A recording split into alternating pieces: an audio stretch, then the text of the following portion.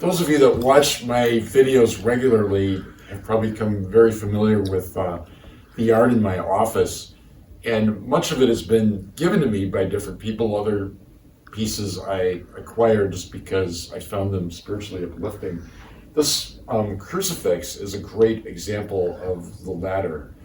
So it was on consignment at Stemper's, which is a religious goods store in Milwaukee, for years, and I looked at it, finally made a bid on it, which I thought was low, and the owner accepted the bid, and I purchased it. Unbeknownst to me, it was actually Father Jim McHenry who owned this, and when he came into my office, he looked at this and said, "That's my crucifix." And I thought, "No, what are you talking about?" But yeah, he had bought this in Spain. So long story short, it's from a Spanish convent. It's probably 300 years old, at least the corpus. And in the background, in which the corpus is hung, is a symbol of the sun and the moon.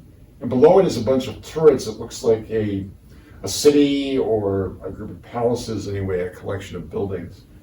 Not sure if this is the proper interpretation, but my interpretation of it is that the crucifixion of Christ becomes the center point of human history.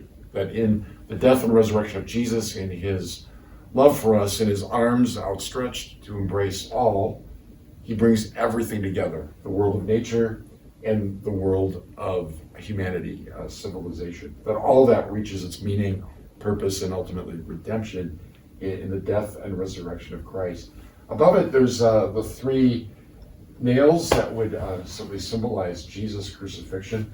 It's a little warped, but for being 300 years old, I think it looks pretty great.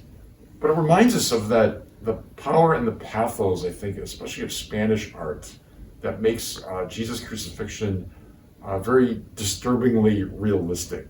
You know, often our crucifixes are very sanitized. In Spain, the statues have real hair.